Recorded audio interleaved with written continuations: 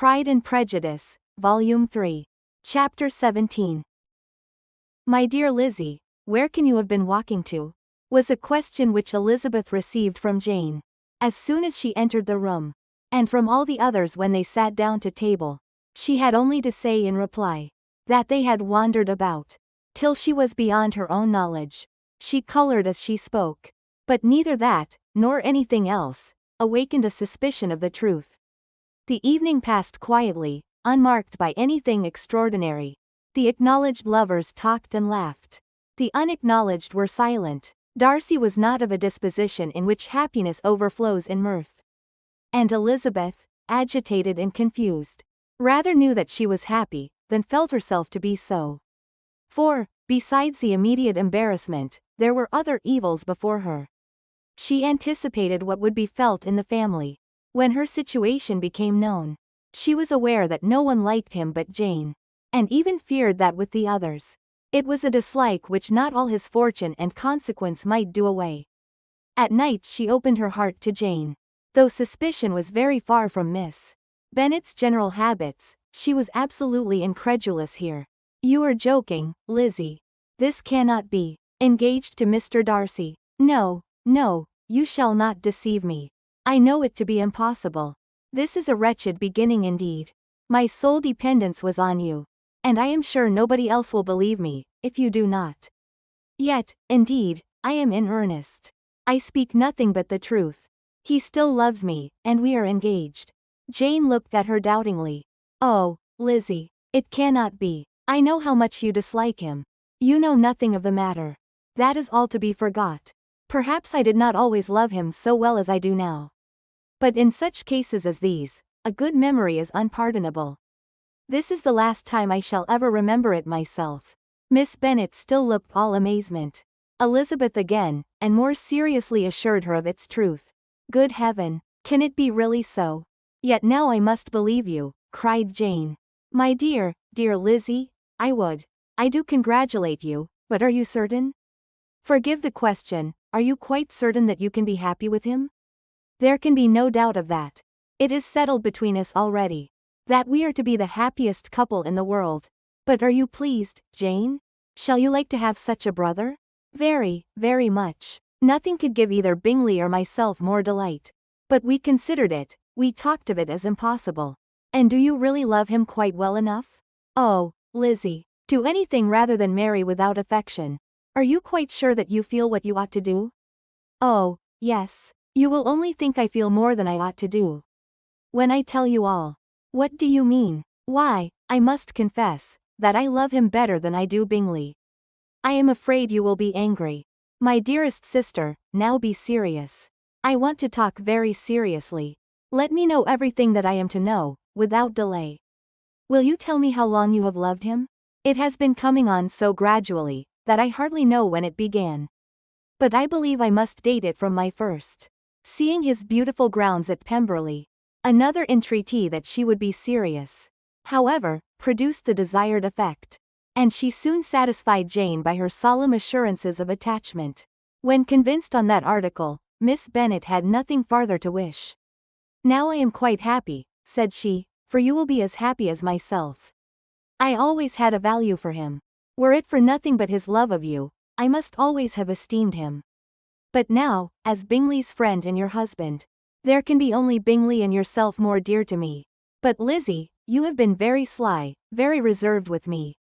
How little did you tell me of what passed at Pemberley and Lambton? I owe all that I know of it to another, not to you. Elizabeth told her the motives of her secrecy. She had been unwilling to mention Bingley, and the unsettled state of her own feelings had made her equally avoid the name of his friend. But now she would no longer conceal from her his share in Lydia's marriage. All was acknowledged, and half the night spent in conversation. Good gracious, cried Mrs. Bennet, as she stood at a window the next morning. If that disagreeable Mr. Darcy is not coming here again with our dear Bingley. What can he mean by being so tiresome as to be always coming here? I had no notion but he would go a-shooting, or something or other, and not disturb us with his company. What shall we do with him? Lizzie, you must walk out with him again, that he may not be in Bingley's way. Elizabeth could hardly help laughing at so convenient a proposal, yet was really vexed that her mother should be always giving him such an epithet. As soon as they entered, Bingley looked at her so expressively, and shook hands with such warmth, as left no doubt of his good information. And he soon afterwards said aloud, "Mr. Bennet, have you no more lanes hereabouts, in which Lizzie may lose her way again today?" "I advise Mr. Darcy, and Lizzie, and Kitty," said Mrs. Bennet, "to walk to Oakham Mount this morning. It is a nice long walk, and Mr. Darcy has never seen the view." "It may do very well for the others," replied Mr. Bingley, "but I am sure it will be too much for Kitty." "Want it, Kitty?" Kitty owned that she had rather stay at home. Darcy professed a great curiosity to see the view from the mount, and Elizabeth silently consented. As she went upstairs to get ready, Mrs. Bennet followed her, saying, "I am quite sorry, Lizzie, that you should be forced to have that disagreeable man all to yourself. But I hope you will not mind it. It is all for Jane's sake, you know. And there is no occasion for talking to him, except just now and then. So, do not put yourself to inconvenience." During their walk, it was resolved that Mr. Bennet's consent should be asked in the course of the evening. Elizabeth reserved to herself the application for her mother's. She could not determine how her mother would take it, sometimes doubting whether all his wealth and grandeur would be enough to overcome her abhorrence of the man. But whether she were violently set against the match, or violently delighted with it, it was certain that her manner would be equally ill adapted to do credit to her sense, and she could no more bear that Mr. Darcy should hear the first raptures of her joy than the first vehemence of her disapprobation. In the evening, soon after Mr. Bennet withdrew to the library, she saw Mr. Darcy rise also and follow him, and her agitation on seeing it was extreme. She did not fear her father's opposition, but he was going to be made unhappy, and that it should be through her means. That she, his favorite child, should be distressing him by her choice, should be filling him with fears and regrets in disposing of her, was a wretched reflection, and she sat in misery till Mr. Darcy appeared again, when, looking at him, she was a little relieved by his smile. In a few minutes he approached the table where she was sitting with Kitty, and, while pretending to admire her work, said in a whisper, "Go to your father, he wants you in the library." She was gone directly. Her father was walking about the room, looking grave and anxious. "Lizzie," said he, "what are you doing? Are you out of your senses, to be accepting this man? Have not you always hated him?" How earnestly did she then wish that her former opinions had been more reasonable, her expressions more moderate. It would have spared her from explanations and professions, which it was exceedingly awkward to give. But they were now necessary, and she assured him with some confusion of her attachment to Mr. Darcy. "Or in other words, you are determined to have him. He is rich, to be sure, and you may have more fine clothes and fine carriages than Jane. But will they make you happy? Have you any other objection," said Elizabeth, "than your belief of my indifference?" "None at all. We all know him to be a proud, unpleasant sort of man. But this would be nothing if you really liked him." I do like him," she replied, with tears in her eyes. "I love him. Indeed, he has no improper pride. He is perfectly amiable. You do not know what he really is. Then pray do not pain me by speaking of him in such terms." "Lizzie," said her father, "I have given him my consent. He is the kind of man, indeed, to whom I should never dare refuse anything which he condescended to ask. I now give it to you, if you are resolved on having him. But let me advise you to think better of it. I know your disposition, Lizzie. I know that you could be neither happy nor respectable, unless you truly esteemed your husband, unless you looked up to him as a superior. Your lively talents would place you in the greatest danger.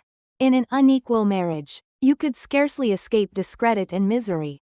My child, let me not have the grief of seeing you unable to respect your partner in life.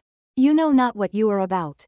Elizabeth, still more affected, was earnest and solemn in her reply.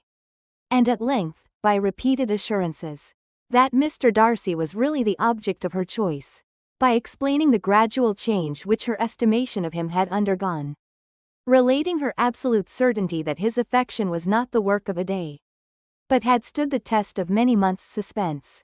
And enumerating with energy all his good qualities, she did conquer her father's incredulity, and reconcile him to the match.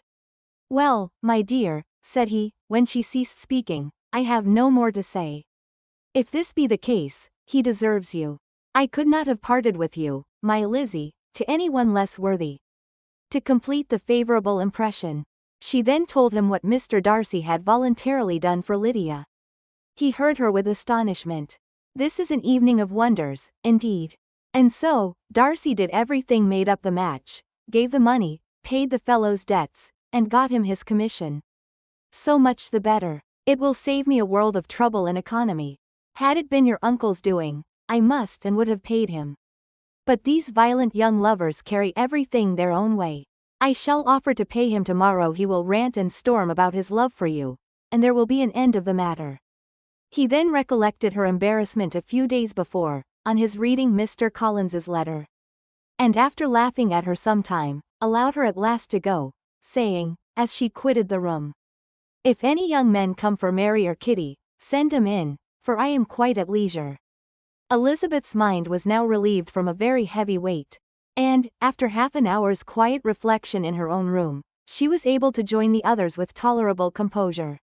Everything was too recent for gaiety, but the evening passed tranquilly away. There was no longer anything material to be dreaded, and the comfort of ease and familiarity would come in time. When her mother went up to her dressing room at night, she followed her, and made the important communication. Its effect was most extraordinary, for on first hearing it, Mrs. Bennet sat quite still, and unable to utter a syllable. Nor was it under many, many minutes, that she could comprehend what she heard. Though not in general backward to credit what was for the advantage of her family, or that came in the shape of a lover to any of them, she began at length to recover, to fidget about in her chair, get up, sit down again, wonder, and bless herself. Good gracious, Lord bless me, only think, dear me, Mr. Darcy, who would have thought it? And is it really true? Oh, my sweetest Lizzie, how rich and how great you will be. What pin money, what jewels, what carriages you will have. Jane's is nothing to it, nothing at all. I am so pleased, so happy. Such a charming man, so handsome, so tall. Oh, my dear Lizzie, pray apologize for my having disliked him so much before. I hope he will overlook it. Dear, dear Lizzie, a house in town, everything that is charming. 3 daughters married, 10,000 a year. Oh, Lord, what will become of me? I shall go distracted. This was enough to prove that her approbation need not be doubted. And Elizabeth, rejoicing that such an effusion was heard only by herself, soon went away. But before she had been 3 minutes in her own room, her mother followed her. "My dearest child," she cried, "I can think of nothing else. 10,000 a year, and very likely more. 'Tis as good as a lord. And a special license. You must and shall be married by a special license. But my dearest love, tell me what dish Mr. Darcy is particularly fond of, that I may have it tomorrow." This was a sad omen of what her mother's behavior to the gentleman himself might be. And Elizabeth found, that though in the certain possession of his warmest affection, and secure of her relations' consent, there was still something to be wished for. But the morrow passed off much better than she expected. For Mrs. Bennet luckily stood in such awe of her intended son-in-law, that she ventured not to speak to him, unless it was in her power to offer him any attention, or mark her deference for his opinion. Elizabeth had the satisfaction of seeing her father taking pains to get acquainted with him. And Mr. Bennet soon assured her that he was rising every hour in his esteem. "I admire all my 3 sons-in-law highly," said he. "Wickham, perhaps, is my favorite, but I think I shall like your husband quite as well as Jane's." Chapter 18. Elizabeth's spirits soon rising to playfulness again, she wanted Mr. Darcy to account for his having ever fallen in love with her. "How could you begin?" said she. "I can comprehend your going on charmingly, when you had once made a beginning. But what could set you off in the first place? I cannot fix on the hour, or the spot, or the look, or the words, which laid the foundation. It is too long ago. I was in the middle before I knew that I had begun. My beauty you had early withstood, and as for my manners, my behavior to you was at least always bordering on the uncivil. And I never spoke to you without rather wishing to give you pain than not. Now be sincere, did you admire me for my impertinence? For the liveliness of your mind, I did. You may as well call it impertinence at once. It was very little less. The fact is, that you were sick of civility, of deference, of officious attention.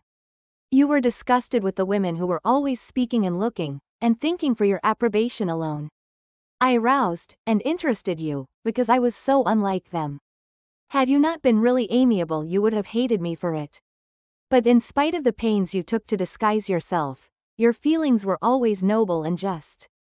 And in your heart, you thoroughly despised the persons who so assiduously courted you. There I have saved you the trouble of accounting for it. And really, all things considered, I begin to think it perfectly reasonable. To be sure, you knew no actual good of me, but nobody thinks of that when they fall in love. Was there no good in your affectionate behavior to Jane, while she was ill at Netherfield? Dearest Jane, who could have done less for her? But make a virtue of it by all means. My good qualities are under your protection, and you are to exaggerate them as much as possible. And in return, it belongs to me to find occasions for teasing and quarreling with you as often as may be. And I shall begin directly by asking you what made you so unwilling to come to the point at last. What made you so shy of me, when you first called, and afterwards dined here? Why, especially, when you called, did you look as if you did not care about me? Because you were grave and silent, and gave me no encouragement. But I was embarrassed. And so was I. You might have talked to me more when you came to dinner. A man who had felt less, might. How unlucky that you should have a reasonable answer to give. And that I should be so reasonable as to admit it. But I wonder how long you would have gone on, if you had been left to yourself. I wonder when you would have spoken, if I had not asked you. My resolution of thanking you for your kindness to Lydia had certainly great effect. Too much, I am afraid, for what becomes of the moral, if our comfort springs from a breach of promise. For I ought not to have mentioned the subject? This will never do. You need not distress yourself. The moral will be perfectly fair. Lady Catherine's unjustifiable endeavors to separate us were the means of removing all my doubts. I am not indebted for my present happiness to your eager desire of expressing your gratitude. I was not in a humor to wait for any opening of yours. My aunt's intelligence had given me hope, and I was determined at once to know everything. Lady Catherine has been of infinite use, which ought to make her happy, for she loves to be of use. But tell me, what did you come down to Netherfield for? Was it merely to ride to Longbourn and be embarrassed? Or had you intended any more serious consequence? My real purpose was to see you, and to judge, if I could, whether I might ever hope to make you love me. My avowed one, or what I avowed to myself, was to see whether your sister were still partial to Bingley. And if she were, to make the confession to him which I have since made. Shall you ever have courage to announce to Lady Catherine what is to befall her? I am more likely to want time than courage, Elizabeth. But it ought to be done. And if you will give me a sheet of paper, it shall be done directly. And if I had not a letter to write myself, I might sit by you, and admire the evenness of your writing, as another young lady once did. But I have an aunt, too, who must not be longer neglected. From an unwillingness to confess how much her intimacy with Mr. Darcy had been overrated. Elizabeth had never yet answered Mrs. Gardiner's long letter. But now, having that to communicate which she knew would be most welcome, she was almost ashamed to find that her uncle and aunt had already lost 3 days of happiness. And immediately wrote as follows. I would have thanked you before, my dear aunt, as I ought to have done, for your long, kind, satisfactory detail of particulars. But to say the truth, I was too cross to write. You supposed more than really existed. But now suppose as much as you choose, give a loose to your fancy, indulge your imagination in every possible flight which the subject will afford. And unless you believe me actually married, you cannot greatly err. You must write again very soon, and praise him a great deal more than you did in your last. I thank you, again and again, for not going to the Lakes. How could I be so silly as to wish it? Your idea of the ponies is delightful. We will go round the park every day. I am the happiest creature in the world. Perhaps other people have said so before, but not one with such justice. I am happier even than Jane. She only smiles. I laugh. Mr. Darcy sends you all the love in the world that he can spare from me. You are all to come to Pemberley at Christmas. Yours, N.C. Mr. Darcy's letter to Lady Catherine was in a different style. And still different from either was what Mr. Bennet sent to Mr. Collins, in reply to his last. Dear Sir, I must trouble you once more for congratulations. Elizabeth will soon be the wife of Mr. Darcy. Console Lady Catherine as well as you can. But, if I were you, I would stand by the nephew. He has more to give. Yours sincerely, N.C. Miss Bingley's congratulations to her brother, on his approaching marriage, were all that was affectionate and insincere. She wrote even to Jane on the occasion, to express her delight, and repeat all her former professions of regard. Jane was not deceived, but she was affected. And though feeling no reliance on her, could not help writing her a much kinder answer than she knew was deserved. The joy which Miss Darcy expressed on receiving similar information was as sincere as her brother's in sending it. 4 sides of paper were insufficient to contain all her delight, and all her earnest desire of being loved by her sister. Before any answer could arrive from Mr. Collins, or any congratulations to Elizabeth, from his wife, the Longbourn family heard that the Collinses were come themselves to Lucas Lodge. The reason of this sudden removal was soon evident.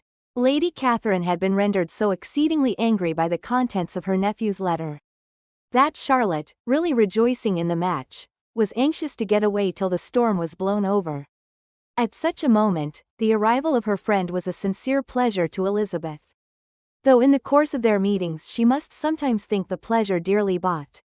When she saw Mr. Darcy exposed to all the parading and obsequious civility of her husband, he bore it however with admirable calmness. He could even listen to Sir William Lucas, when he complimented him on carrying away the brightest jewel of the country, and expressed his hopes of their all meeting frequently at St. James's, with very decent composure. If he did shrug his shoulders, it was not till Sir William was out of sight. Mrs. Phillips's vulgarity was another, and perhaps a greater tax on his forbearance. And though Mrs. Phillips, as well as her sister, stood in too much awe of him to speak with the familiarity which Bingley's good humour encouraged, yet, whenever she did speak, she must be vulgar. Nor was her respect for him, though it made her more quiet, at all likely to make her more elegant. Elizabeth did all she could to shield him from the frequent notice of either, and was ever anxious to keep him to herself, and to those of her family with whom he might converse without mortification. And though the uncomfortable feelings arising from all this took from the season of courtship much of its pleasure, it added to the hope of the future, and she looked forward with delight to the time when they should be removed from society so little pleasing to either, to all the comfort and elegance of their family party at Pemberley. Chapter 19. Happy for all her maternal feelings was the day on which Mrs. Bennet got rid of her 2 most deserving daughters. With what delighted pride she afterwards visited Mrs. Bingley and talked of Mrs. Darcy may be guessed. I wish I could say, for the sake of her family, that the accomplishment of her earnest desire in the establishment of so many of her children produced so happy an effect as to make her a sensible, amiable, well-informed woman for the rest of her life. Though perhaps it was lucky for her husband, who might not have relished domestic felicity in so unusual a form, that she still was occasionally nervous and invariably silly. Mr. Bennet missed his second daughter exceedingly. His affection for her drew him oftener from home than anything else could do. He delighted in going to Pemberley, especially when he was least expected. Mr. Bingley and Jane remained at Netherfield only a 12-month. So near a vicinity to her mother and married-in relations was not desirable even to his easy temper, or her affectionate heart. The darling wish of his sisters was then gratified. He bought an estate in a neighbouring county to Derbyshire.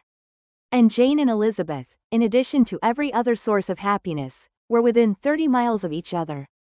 Kitty, to her very material advantage, spent the chief of her time with her 2 elder sisters. In society so superior to what she had generally known, her improvement was great. She was not of so ungovernable a temper as Lydia, and, removed from the influence of Lydia's example, she became, by proper attention and management, less irritable, less ignorant, and less insipid. From the farther disadvantage of Lydia's society she was of course carefully kept. And though Mrs. Wickham frequently invited her to come and stay with her, with the promise of balls and young men, her father would never consent to her going.